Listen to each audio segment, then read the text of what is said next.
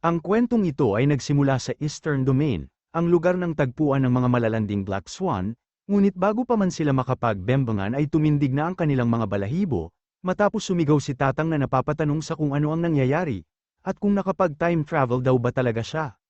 Masyado nga ang panginginig at pagtataka ni Tatang, na paulit-ulit napapatanong kung ano ang nangyayari sa kanya, dahil sa pagkakaalam nga niya ay natutulog lamang siya sa kanilang classroom, matapos maubos ang enerhiya ng kanyang utak dahil sa matematika. Ngunit ngayon ay nasa ibang lugar na siya, at ibang pangangatawan. Ang Tatang na ito ay ang ating bida, na napapasigaw sa kalangitan, dahil ang orihinal niyang sandata ay 6 na pulgada, bukod doon ay hindi pa ito nahahasa, dahil mula pagkabata ay hindi pa siya nagkakajowa. Magkokolehiyo na nga daw sana siya sa susunod na pasukan, kung saan ay maaari na siyang makatagpo ng kolehiyala. Ngunit bakit matapos siyang magising, ay panot at lupaypay na ang kanyang sandata, at uugod-ugod na ang kanyang pangangatawan. Hinding-hindi ko ito matatanggap, wika pa nga ng ating bida, na biglang napaisip, dahil kung nag-time travel nga siya, ay malamang umano na isang makapangyarihan na master ang may-ari ng katawan na ito, di ba? Kaya agad din niyang siniyasat ang alaala ng bago niyang katawan. Dito ay napag-alaman nga niyang ang lugar na ito ay tinatawag na Kunlun Realm, at ang lugar na ito ay daigdig ng mga cultivators. Bukod dun ay napag-alaman din niya ang antas ng cultivations, at ito nga ay ang mga Chi Refinement, Foundation Establishment, Core Formation, Nascent Soul, Soul Transformation, Integration, Great Ascension, Tribulation at True Immortal. At ayon na din sa alaala ng bago niyang katawan, ay Ye Junlin ang kanyang pangalan, at kilala nga siya bilang isang matuwid at henyong cultivator. Dahil nang bata pa siya ay madali niyang naabot ang Foundation Establishment stage, bukod dun ay isa din siyang Pickmaster ng Xuanshan Sect, isa sa 6 na malalaking sekta sa Eastern Region. Ngunit habang nasa isang misyon ito, kung saan ay kailangan nilang ubusin ang mga masasamang cultivator, ay nawasak ang kanyang dantian at naglaho ang kanyang cultivation, dahilan upang maging isang baldado at palamunin na lang siya sa kanilang sekta. Magmula din noon ay nawalan na ng direksyon ang kanyang buhay, at nanatili na lamang siya ng ilang dekada sa kabundukan, sa pagnanais na umiwas sa mga tao at iba pang cultivator, hanggang sa umabot na nga siya sa 110 taong gulang. At sa kasalukuyan nga ay siya na ang Tatang nating bida, na hindi makapaniwala dahil isa lang pala siyang pangkaraniwang mortal. Bukod doon, ay naisip na din niya na bilang na ang kanyang mga araw sa daigdig na ito, kahit ngayon pa lamang siya napunta dito. Ngunit agad nga din niyang naalala, ang patungkol sa mga nababasa niyang nobela, kung saan ay nagkakaroon ng daya ang mga taong nakakapag-time travel, kaya naman nagkaroon siya ng pag-asa. Agad nga din niyang tinarak sa lupa ang kanyang tungkod, at buong lakas itong sumigaw sa pagtawag ng kanyang system, sabay sabing nandito na ang kanyang ama, kaya naman dapat ay magpakita na siya. Ngunit makalipas nga ang ilang sandali, ay pag-ihip lamang ng hangin ang kanyang napala. Gayunpaman ay hindi naman ito sumuko, sinabi nga nitong huwag nang magpakipot at makipaglaro pa ang sistema, at sinabing magpakita na ito sa Tatang nating bida. At dahil sa ganun pa din ang resulta, ay tinawag na niya itong kuya, sabay sabing nagbibiro lamang siya kanina, kaya naman sana ay magparamdam na ang kanyang sistema. Pero muli ay pansamantalang katahimikan lang din ang naganap, hanggang sa bigla nga siyang may naalala, at sinabing malamang sa hindi system ang kanyang daya, kundi isang singsing tulad ng kanyang nabasa, at agad na din niyang kinapkap ang lahat ng bulsa, hanggang sa matagpuan niya ang isang singsing, na nagdulot ng labis niyang tuwa. Pero matapos mapagmasdan ang singsing, ay natuklasan niyang isa lamang itong tanso, kaya naman agad siyang napapamura, at muli ay sinabing huwag nang magtago ang system, dahil alam naman niyang nasa paligid lang ito. Pero muli, ay katahimikan nga lang din ang kanyang napala, kaya naman agad din niyang tinapon ang tansong singsing, at halos makalas nga ang kanyang mga buto, habang napapamura sa kalangitan, na tila pinaglalaroan na lamang umano siya. At dahil nga sa kanyang mga masasamang salita, ay puwersahang na-activate ang kanyang system, na nagsasabing hindi sibilisadong tao ang kanyang amo. Gayunpaman, ay naiiyak naman sa tuwa ang Tatang nating bida, dahil sa wakas ay nagpakita na ang kanyang system, na agad din namang humingi ng paumanhin, at dahil sa napasarap umano siya ng tulog, ay bibigyan niya ng newbie gift pack si Tatang, sabay tanong kung nais ba niya itong buksan, na agad namang kinumpirma ng Tatang nating bida. At matapos nga itong mabuksan, ay agad na nakatanggap ng abilidad ang ating bida, at ito nga ay ang strength through adversity. Ayon sa kanyang system, ay kayang higitan ng ating bida ang lakas ng sinumang makalaban niya, o magkakaroon siya ng mas mataas na antas ng cultivation, kumpara sa kanyang mga kalaban. Talaga ba, tanong pa nga ni Tatang na hindi makapaniwala, at agad ding tinanong kung kahit daw ba isa lamang siyang mortal, ay maaari siyang maging immortal pag may nakalaban siyang immortal, na agad ding kinumpirma ng kanyang system, na nagsasabing hindi ito isang scam, at maaari na niya itong subukan anumang oras. Kung totoo yan ay wala nang makakapigil sa akin, wika pa nga niya, dahil ang kailangan lang niya ay maghanap ng mas malalakas na kaaway, upang tumaas ang kanyang cultivation, kaya naman hindi na daw niya kailangan pang gawin ang basura at walang kwentang pag-ensayo ng mga cultivators. Pero biglang ang sinabi ng kanyang system na payong kaibigan lang umano, at huwag siyang magagalit, pero isang oras na lamang ang nalalabi sa kanyang buhay, dahilan upang muli ay mapatanong ito sa system kung niloloko ba siya nito, sabay sabi ding kailangan niyang magmadali sa pagbaba ng bundok, upang makahanap ng makakaaway na mas malakas sa kanya. At habang pababa nga ito ng bundok, ay napapamura na lang siya sa dating may-ari ng kanyang katawan, dahil nanatili ito sa itaas ng bundok, at ngayon ay problema pa niya ang pagbaba, pero muli ay nagpaalala nga ang system na mayroon na lamang siyang 35 minuto na nalalabi sa kanyang buhay. Kaya naman sinabi ng Tatang nating bida na huwag siyang apurahin ito, dahil pinapalala lamang niya ang sitwasyon. Hanggang sa napansin nga niya ang pagkidlat mula sa isang madilim na kalangitan, kaya napapatanong din siya kung may mga halimaw ba sa lugar na yon. At sa madilim na kalangitang ito nga ay makikita natin si Shu Yun-ian, ang sect leader ng Xuanshan sect, gayon na din ang kanyang mga elders at kasamahan, at dito nga ay nagagalit nitong tinanong, kung sino ang pangahas at naglakas loob upang sugurin ang kanilang sekta. Agad namang lumabas mula sa ulap ang mga taong ibon, at tinatanong nga ng isang ito kung hindi ba inaasahan ng mga taga Xuanshan sect, na hanggang ngayon ay buhay pa siya, at agad nga din itong sinabi na ngayon ay uubusin niya ang lahat ng mga taga Xuanshan sect. Ikaw pala yan, wika naman ng sect master. At sinabing dati umano ay madaming napatay na tao sa kanilang nasasakupan ng taong ibon, ngunit nag-api na nga daw niya ito dati, at tinapon sa malayong lugar. Pero bakit ngayon ay muli siyang bumalik kasama ng kanyang mga alagad, sabay tanong kung nais ba niyang makapaghiganti. Pero tinawanan lang naman siya ng taong ibon, at agad nga niyang nilabas ang kanyang lakas, habang tinatanong kung sa tingin ba nila ay kakayanin pa siyang talunin ng mga taga Xuanshan sect ngayon. Habang ang sect master naman at kanyang mga kasamahan, ay masyado ang gulat matapos malaman na isa ng nascent soul ang taong ibon, at agad na ding tinanong ng isang elder kung ano na ang gagawin nila, dahil hindi umano nila kayang talunin ang isang nascent soul expert. Pero sinabi naman ng sect master, na kahit umano hindi nila kayang tapatan ang lakas ng isang nascent soul, ay hindi naman maaaring sumuko na lamang sila, at dahil sa wala na nga silang maisip pang ibang paraan, ay napagdesisyonan na lang nilang lumaban hanggang sa kamatayan, para sa kanilang sekta at nasasakupan. Agad namang ipinag-utos ng taong ibon sa kanyang mga kasamahan, na sugurin at patayin ang mga mababahong cultivators, at habang nagaganap nga ang kanilang mainit na labanan, ay masyado naman ang pagmamakaawa ng ating bida, na atakihin siya ng kahit na sino sa kanila. At muli ay sinabi nga ng system na 20 minutes na lang ang nalalabi sa kanyang buhay, kaya naman lalong naging desperado ang Tatang nating bida, sa kanyang pagsigaw at pagmamakaawang atakihin siya. Ngunit dahil sa walang pumapansin sa kanya, ay minabuti nito na muling umakyat sa bundok, habang sinasabi na wala na siyang oras pa para bumaba ng bundok, at tanging ang sekretong teknik na lang niya ang maaari niyang magamit. Masyado kayong mahihinawi ka naman ng taong ibon na ito, at tinanong kung ito lang daw ba ang lakas na meron ng Xuanshan sect, dahil kung ganun nga ay katapusan na ng buong sekta nila ngayong araw. Agad nga din itong sinabi, na ngayon ay matitikman nila ang bagsik ng paghihiganti ng isang nascent soul cultivator, kasunod ng paglunsad niya ng kanyang pag-atake, na agad ding tumama sa master at disipulo ng sekta. Agad nga din silang bumagsak ng dahil sa pag-atake ng taong ibon, at dito ay sinabi ng sect master na malaki talaga ang diferensya ng kapangyarihan at lakas, ng core formation at nascent soul.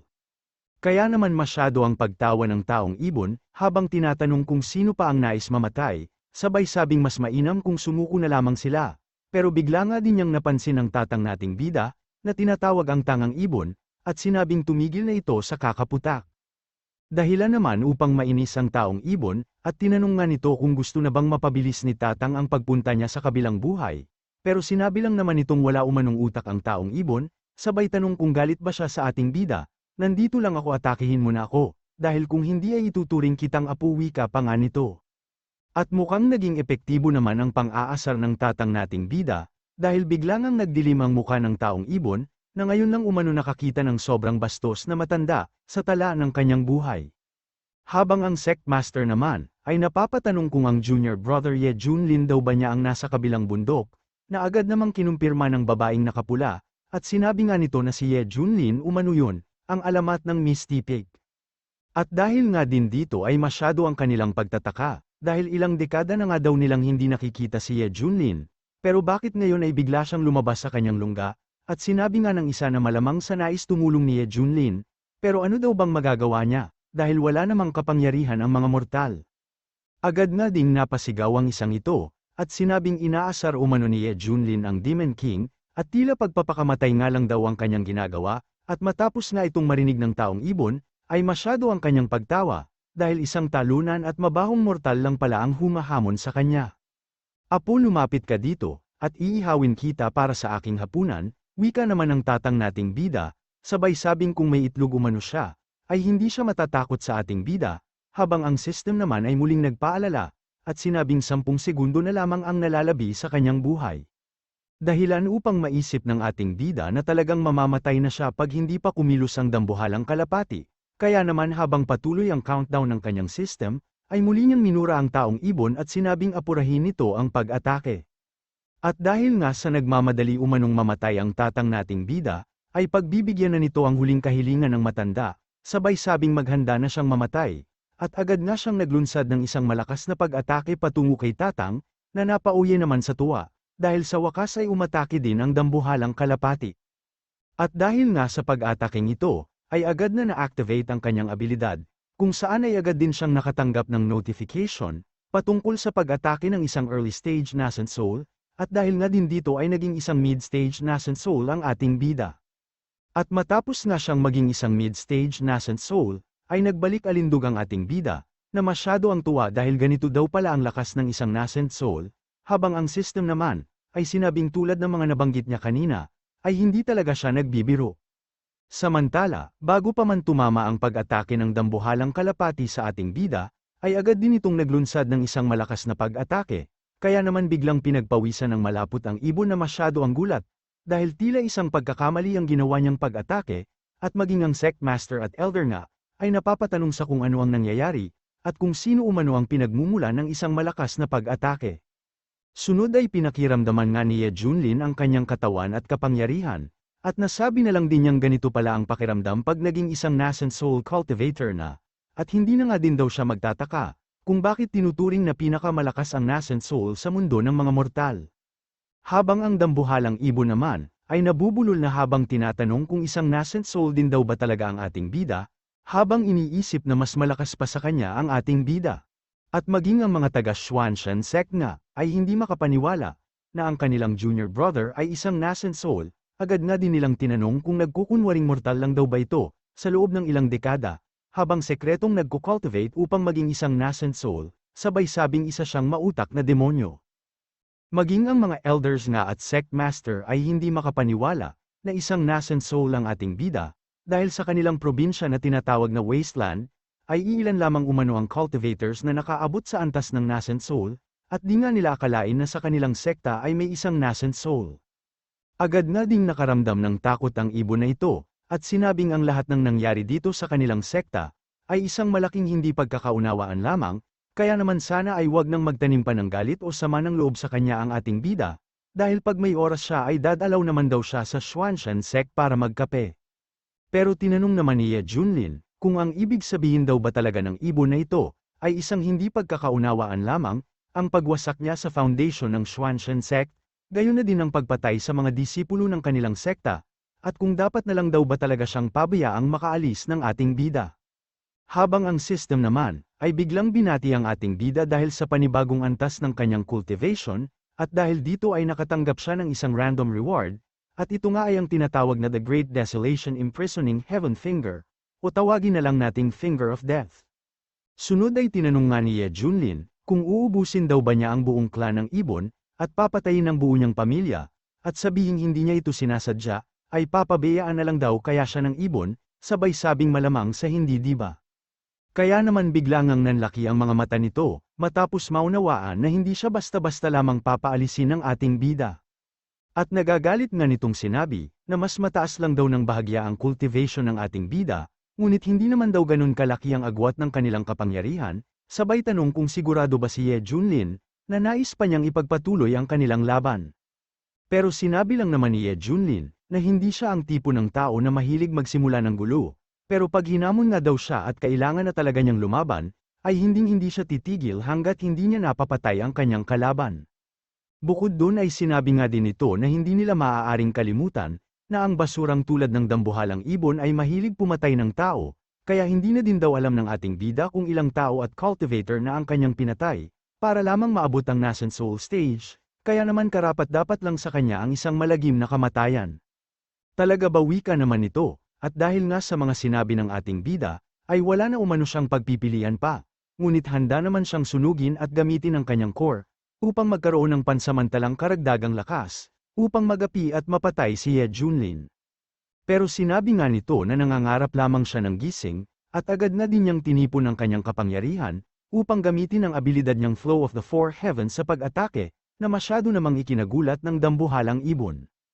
At dahil nga sa lakas nito, ay sinabi niyang time out daw muna, sabay tawag din ng kapatid sa ating bida, at handa nga daw siyang ibigay kay Ye Junlin ang kanyang asawa, gayon na din ang buong clan nila basta hayaan lang siyang mabuhay, at dahil sa kakaabot pa nga lang niya ng nascent soul, ay hindi pa siya handang mamatay. Ngunit hindi naman na nagdalawang isip pa si Ye Junlin, at dahil nga sa paggamit ng abilidad niyang Finger of Death, ay natusta at naglaho ang kanina lamang ay mayabang na ibon, at dahil nga sa namatay na ang kanilang leader, ay kanya-kanyang lipad naman na palayo ang mga kasamahan pa nito. Gayunpaman, ay sinabi naman ni Ye Junlin na hindi siya maaaring takbuhan ng mga ito, at muli ay isang malakas na pag-atake nga ang pinakawalan ng ating bida, na naging dahilan ng pagkaubos ng kanilang mga kaaway. Matapos nito ay agad nga siyang nagtungo sa kanilang sect master, upang sabihin na ang mga pesting ibon na yon, ay hindi na magkakaroon ng pagkakataon na gambalahin pa ang kanilang sekta, at sinabi nga ng sect master na ang lahat ng ito, ay dahil sa ating bida, sabay pasalamat na din kay Ye Junlin. Bukod doon ay humingi nga din ito ng pasensya, dahil akala umano niya ay hindi na maaari pang makapag-cultivate dati ang ating bida, at dahil sa hindi na siya binigyang halaga pa ng sekta, ay napilitan siyang manatili na lamang sa bundok, pero hindi nga daw niya lubos akalain, na makakapag-breakthrough pala si Ye Junlin sa nascent soul. Tama na ang mga walang kwentang usapan wika naman ito, sabay sabi na sa tingin niya ay baliwala naman ang mga bagay na yun sa ating bida, di ba? Ito nga pala ang pickmaster ng Heavenly Fragrance na si Su Chenzu. At ang isang ito naman ay si Zhao Dezu, ang pickmaster ng Hidden Sword Peak at isa din sa mga elder, na nagsasabing low-key lang umano ang junior brother nilang si Ye Junlin, pero sa totoo lang ay palihim niyang pinuprotektahan at binabantayan ang kanilang sekta.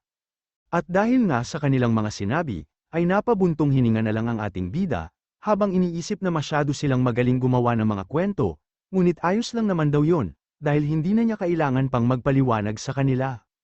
Hanggang sa biglangang dumating ang mga sugatang miyembro ng kanilang sekta, upang sabihin na mayroon umano silang malaking problema, dahil ang sektang Wind Thunder, ay inatake ang kanilang minahan na pinagmumulan ng resource para sa pag-cultivate, bukod dun ay madami na nga daw namatay at sugatan sa mga kasamahan niyang nagbabantay sa minahan.